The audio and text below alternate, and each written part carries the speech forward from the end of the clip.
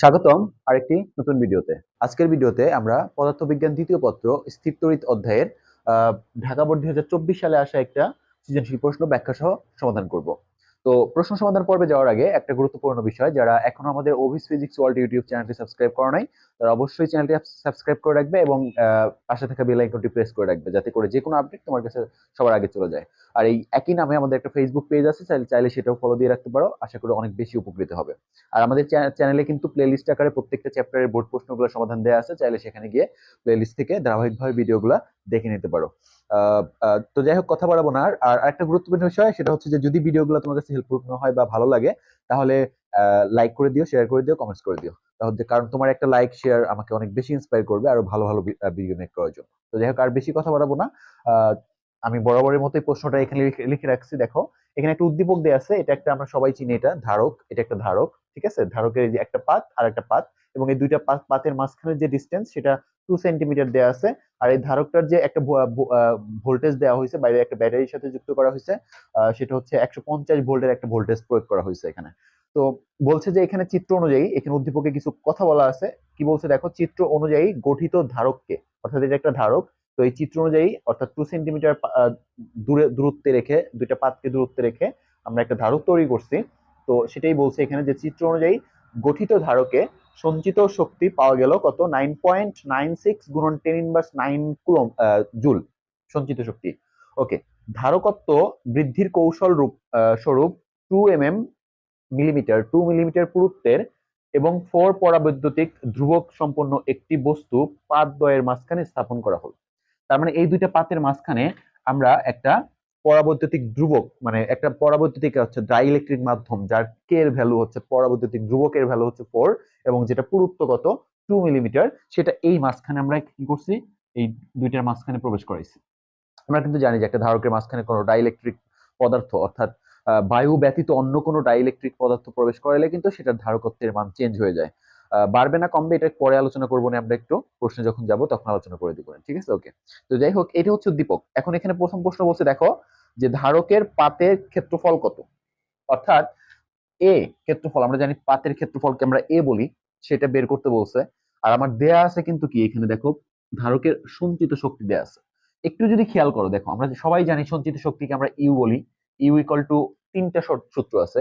You এর একটা সূত্র আছে হাফ সি ভি স্কোয়ার, আর একটা সূত্র হচ্ছে half Q square by C, এবং আরেকটা সূত্র আছে হচ্ছে তোমার হলো কিউ ভি। এই তিনটা সূত্র আছে। দেখো, একটু চিন্তা করো, দেখো সঞ্চিত শক্তি ইউ এর সাথে এখানে আহ ধারকত্ব সি এর সম্পর্ক আছে, ভি এর সম্পর্ক আছে, আধানের সম্পর্ক আছে, বাট কোন সূত্রে কিন্তু এ নেই। অর্থাৎ আমরা বুঝতে পারতেছি যে ধারকত্ব সঞ্চিত শক্তির সাথে এর কোনো রিলেশন নেই, তাই না? কিন্তু ধারকত্ব সি এর সাথে, সি ইজ ইকুয়াল টু কিন্তু সূত্র আছে কি, epsilon naught A by D. এইখানে এটা কিন্তু আমার ইয়ে আছে। তার মানে আমাদের যদি ধারকত্ব জানা থাকে, সেখান থেকে আমি কিন্তু, এবং এই এপসাইলন হচ্ছে এটাকে বলা হয় শূন্য মাধ্যমের বেদন যোগ্যতা। এটার মান কিন্তু আমরা জানি সবাই, 8 পয়েন্ট, এটার মান হচ্ছে 8.854 গুণন 10⁻12, ঠিক আছে? আর ডি হচ্ছে পাত দ্বয়ের মধ্যবর্তী দূরত্ব, যেটা আমার প্রশ্ন দেওয়া আছে কত, 2 সেন্টিমিটার। তার মানে ব্যাপারটা হচ্ছে, আগে আমাকে কি করতে হবে, যদি আমার ধারকত্বটা জানা থাকে, এই ধারকত্ব কিন্তু কোশ্চিনে কোথাও নাই, ঠিক আছে? ধারকত্ব কোশ্চিনে দেওয়া নেই, কিন্তু আছে কি, সঞ্চিত শক্তি ইউটা দেয়া আছে। এই জন্য আমরা ইউ আগে, এই সঞ্চিত শক্তি থেকে, সঞ্চিত শক্তির হেল্প নিয়ে, সাহায্য নিয়ে আমরা আগে ধারকত্বটা বের করে নিব। এখন সঞ্চিত শক্তির সূত্র আছে, একটা আছে হাফ সি বি স্কোয়ার, একটা আছে half Q square by C, আর একটা আছে কিউবি। তো এইখানে কিন্তু আমার কিন্তু এই সঞ্চিত শক্তির হেল্প নিয়ে আমি কিন্তু ধারকত্ব বের করব। তো এইটা আগেই বাদ, কারণ এখানে ধারকত্ব বলে কোনো টার্ম নাই, সো এটা আগেই বাদ। এখন দেখো, এইখানে এইটাও, এইটা বসাবো নাকি এইটা দিয়ে আমি ধারকত্ব বের করবো, নাকি এটা দিয়ে করব? এখানে কিন্তু আমার আধান নাই, দেয়া আছে সঞ্চিত শক্তি। সঞ্চিত শক্তি আছে, এবং আছে কি, এই যে ব্যাটারি ভোল্টেজ দেয়া আছে।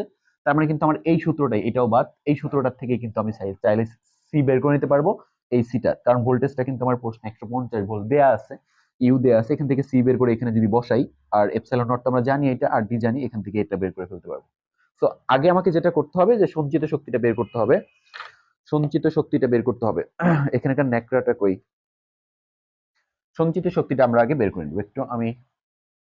সো প্রথমে যেটা করব, আমরা এইখানে সূত্র বসাবো, যে ইউ ইজ ইকুয়াল টু, আমরা সবাই জানি হাফ সি বি স্কোয়ার, বা এই সি ইজ ইকুয়াল টু, তো এখান থেকে দেখো 2u is equal to C B square, বা C is equal to 2u by B square, এই যেটা। তো এখানে কিন্তু 2u এর ভ্যালু দেখো এখানে দেয়া আছে 9.6, তো 9.96 গুণন 10 ইনভার্স 9, এটা দেয়া আছে, ডিভাইডেড বাই ভি হচ্ছে 150, এটার স্কোয়ার দেয়া আছে। তো এইটা যদি করি ক্যালকুলেশন, দেখো এটার ভ্যালুটা আসবে হচ্ছে তোমার হলো 8.853 গুণন 10 ইনভার্স 13 ফ্যারাডে আসবে। এটা হচ্ছে ধারকত্ব আসলো, কিন্তু আমার কিন্তু দরকার কি ধারকের পাদদ্বয়ের ক্ষেত্রফল বের করতে বলছে। সো এরপরে যেটা করব আমরা, এরপরে হচ্ছে এই সূত্রটা অ্যাপ্লাই করে দিব, যে আমরা জানি সি ইজ ইকুয়াল টু কি epsilon naught A by B. এই যে সি কিন্তু অলরেডি আমরা এখান থেকে পাইলাম, সেটা এখানে বসাই দিব, আর এপসাইলন নট এর মান তো আমার মুখস্থ জানা আছে, আর ডি কিন্তু আমার এই যে পাদদ্বয়ের ক্ষেত্রফল, সরি দূরত্ব, মধ্যবর্তী দূরত্ব 2 সেন্টিমিটার আছে, এটাকে মিটার করে নিয়ে এখানে বসাই দিলে এখান থেকে কিন্তু এটা পাওয়া যাবে। তো আমি একটু উপরে ক্লিন করে দেই, দেখো উপরে ক্লিন করে দিচ্ছি। তো আমার এখান থেকে বের করতে হবে এ, তো এখান থেকে এ ইজ ইকুয়াল টু যেটা আসবে C D by epsilon naught, এটা আসবে, কিন্তু এটা আসবে, ঠিক আছে। সো এইখানে সি এর ভ্যালু অলরেডি আমরা পাইছি 8.853 গুণন 10 ইনভার্স 13, এটা পাইছি। আর ডি এর ভ্যালু হচ্ছে 2 গুণন 2 সেন্টিমিটার আছে, এটাকে মিটার করার জন্য আমি কি করলাম 100 দ্বারা গুণ ভাগ করলাম, মানে হচ্ছে 10 ইনভার্স 2 দ্বারা গুণ করলেই কিন্তু এটা মিটার হয়ে যাবে। আর নিচে হচ্ছে এপসাইলন নট এর মান হচ্ছে 8.854 গুণন 10 ইনভার্স 12। সো এই ভ্যালুটাকে যদি আমরা ক্যালকুলেশন করি, আমরা পাতির ক্ষেত্রফল পাবো হচ্ছে তোমার হলো 2 গুণন, এটা পাবো 2 গুণন 10 ইনভার্স 3 মিটার স্কোয়ার। তো দিস ইজ দ্য অ্যান্সার, এটা হচ্ছে আমাদের আনসার। সো এই হচ্ছে পাতের ক্ষেত্রফল বের করতে বলছে, খুবই সিম্পল একটা প্রশ্ন। জাস্ট আমাদের সঞ্চিত শক্তি ছিল, সঞ্চিত শক্তি থেকে আমরা ধারকত্বটা বের করছি, বিকজ সঞ্চিত শক্তির সাথে সরাসরি কিন্তু আমাদের পাতের ক্ষেত্রফলের কোনো সম্পর্ক নাই, দ্যাটস ওয়াই আমরা সঞ্চিত শক্তি থেকে কিন্তু ধারকত্বের সাথে সম্পর্ক আছে, এই জন্য আমরা সঞ্চিত শক্তিকে কাজে লাগায় ধারকত্বটাকে বের করে নিছি। ধারকত্ব বের করার পরে ধারকত্বের সূত্র থেকে আমরা কি করে ফেলছি, পাতের ক্ষেত্রফল বের করছি, পাতের ক্ষেত্রফলটা আমাদের আসছে এটা। ওকে, আর ধারকত্বটা একটু মনে রেখো, ধারকত্ব আগের ধারকত্বটা আসছিল 8.854, 853 গুণন 10 ইনভার্স 13 ফ্যারাডে। ওকে, সো আমরা যাচ্ছি পরবর্তী প্রশ্নটা সলভ করার জন্য। তো দেখো পরবর্তী প্রশ্নটাতে কি বলছে, বলছে ধারকত্ব বৃদ্ধির কৌশল সঠিক হয়েছিল কিনা গাণিতিকভাবে বিশ্লেষণ করো। দেখো উদ্দীপকে কিন্তু ওনারা বলছে যে এই যে ধারকত্ব বৃদ্ধির কৌশল স্বরূপ, মানে ধারকত্ব আগের ভ্যালু তো ছিল 8 পয়েন্ট, যেটা গ নাম্বারে আমরা পাইছি অলরেডি, যে 8.853 গুণন 10 ইনভার্স 13 ফ্যারাডে ছিল আগে। এইটাকে বাড়ানোর জন্য কি করা হয়েছে, যে 2 মিলিমিটার পুরুত্বের একটা পাত, 2 মিলিমিটার পুরু একটা পুরুত্বের এবং 4 পরাবৈদ্যুতিক ধ্রুবক সম্পন্ন একটি বস্তু পাদদ্বয়ের মাঝখানে কি করা হয়েছে, স্থাপন করা হয়েছে, এটাকে বাড়ানোর জন্য। তো সেটাই বলছে যে বাড়ানোর জন্য যে কাজটা করা হলো সেটা কি আদৌ বাড়ছিল কিনা।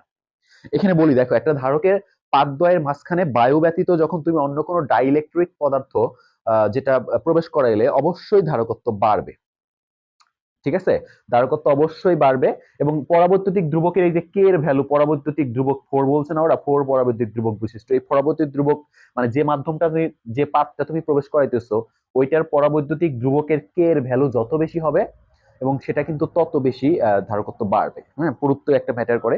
সো এই যে আমি যে পাতদ্বয়ের মাঝখানে যখন কোন একটা পাত এক্সট্রা আর একটা পাত, একটা ধারকের দুইটা পাত থাকে, এই যে একটা পাত, এই যে একটা পাত, এর মাঝখানে যখন আমি অন্য আরেকটা বস্তু প্রবেশ করাবো, অবশ্যই ধারকত্ব বাড়বে, এটা শুনে রেখো, মনে রেখো। কিন্তু ধারকত্ব বেড়ে কত হবে সেটা তো আমার বের করতে হবে, এবং বাড়ছে কি বাড়ে না এটা প্রমাণ করতে হবে আমাকে।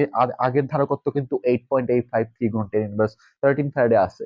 এখন আমাকে বলছে ওরা বাড়ছিল কিনা এটা প্রমাণ করতে বলছে, গাণিতিক ভাবে বিশ্লেষণ করতে বলছে। তো আমি এই পাতটা প্রবেশ করানোর আগের ধারকত্ব হচ্ছে এটা, এখনো কিন্তু আমি পাতটা প্রবেশ করাই নাই, তখনকার ধারকত্ব হচ্ছে 8.853 গুণ 10 ইনভার্স 13 ফ্যারাডে। এখন প্রবেশ করানোর পর ধারকত্ব কত হইলো সেটা বের করে যদি দেখি যে এটা থেকে ভ্যালুটা বেশি আসছে, তাহলে কিন্তু প্রমাণ হয়ে গেল যে হ্যাঁ ধারকত্ব বাড়বে এবং বাড়বে শিওর, আমরা জানি, এটা মনে রাখবা যে বাড়বে। যদি পাতদ্বয়ের মাঝখানে কোনো ডাইইলেকট্রিক পদার্থ প্রবেশ করানো হয় অবশ্যই ধারকত্ব বাড়বে, বাট ধারকত্ব বেড়ে কত হবে সেটা বের করার জন্য আমরা একটা সূত্র ব্যবহার করি, সেটা একটু লিখে নাও। সেটা একটু লিখে নাও। এটা আমরা গ নাম্বার এখন সলভ করবো। সো এই সূত্রটা আমি দেখাই নিই আগে, যে এই যে কোন পাতদ্বয়ের মাঝখানে কোনো ডাইইলেকট্রিক পাত যখন প্রবেশ করাবা, সেই প্রবেশ করানোর ফলে নতুন যে ধারকত্ব হবে সেটাকে আমরা সি প্রাইম বললাম। এবং এই সি প্রাইমটা বের করার জন্য একটা সূত্র আছে, এই সূত্রটা একটু একটু তোমরা সবাই লিখে নিও, যে এপসাইলন নট এ, যদি না মনে থাকে বা না দেখো এটা লিখে নিও, epsilon naught A D minus T into one minus one by K. এই সূত্রটা হচ্ছে আমাদের নতুন এই পাত প্রবেশ করানোর পর নতুন ধারকত্ব যেটা হবে সেটা সূত্র। আর এটাকে আরেকভাবে লেখা যায়, এইভাবে লেখা যায় যে epsilon naught A D minus T plus T divided by K, এভাবেও কিন্তু সূত্রটা লেখা যায়। তো তুমি যেভাবে ইচ্ছে লিখতে পারো, অ্যাজ উইশ, এভাবে লেখা যাবে, এভাবে লেখা যাবে, তোমার যেটা ইচ্ছে ভালো লাগে সেটা। যেখানে আমি বলে দিই এপসাইলন নট, আগেই বলছি এপসাইলন নট এর ভ্যালুটা কি 8.854 গুণন 10 ইনভার্স 12, এবং এটা কিন্তু তোমার হচ্ছে, এটাকে বলা হয় শূন্য মাধ্যমের ভেদন যোগ্যতা বলা হয়। ঠিক আছে, শূন্য মাধ্যমের কি বলা হয়? ভেদন যোগ্যতা। ওকে, আচ্ছা। সো যাই হোক, এরপরে দেখো এখানে এটা হচ্ছে পাতের ক্ষেত্রফল, যেটা গ নাম্বারে আমরা অলরেডি বের করে ফেলছি, এবং টি হচ্ছে পাতের পুরুত্ব, যেটা আমার এখানে দেয়া আছে 2 মিলিমিটার। এটাকে মিটার করে নিব 1000 দিয়ে গুণ করে, মানে 1000 দ্বারা ভাগ করতে হবে, তার মানে 10 ইনভার্স 3 দ্বারা গুণ করতে হবে। মনে রাখবা 1000 দ্বারা ভাগ করা যে কথা, 10 ইনভার্স 3 দ্বারা গুণ করা একই কথা।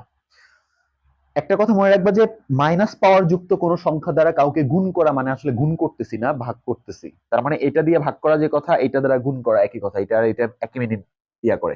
আর কে হচ্ছে পরাবৈদ্যুতিক ধ্রুবক, তার মানে এখানে কিন্তু টি এর ভ্যালুটা আমাদের দেয়া আছে, আর কে এর ভ্যালুটাও দেয়া আছে। সো এখানে বসাই দিব, আর ডি হচ্ছে 2 সেন্টিমিটার, এটাকে মিটার করে নিয়ে বসাই দিব। আর এপসাইলন নট তো বললামই। আর এ হচ্ছে পাতের ক্ষেত্রফল, যেটা ঘ নম্বরে আমরা অলরেডি বের করছি। সব বসাই দিলে নতুন ধারকত্ব পাওয়া যাব। এই নতুন ধারকত্বটা অবশ্যই আগের ধারকত্ব থেকে বেশি আসবে। বেশি আসবে কি আসবে না আমরা ক্যালকুলেশন করে দেখি, কিন্তু আমাদের কিন্তু আগে থেকে জানা আছে যে আসবেই। কারণ যখন আমরা একটা পাতের মাঝখানে কোনো একটা পরাবৈদ্যুতিক বা ডাইইলেকট্রিক কোনো একটা মাধ্যম বা এই ব্যতীত অন্য কোনো একটা মাধ্যম প্রবেশ করাবো, তখন ধারকত্ব অবশ্যই বাড়বে। এটা আমার জানা। যদি তোমার কম আসে তাহলে রেজাল্ট ভুল হয়েছে।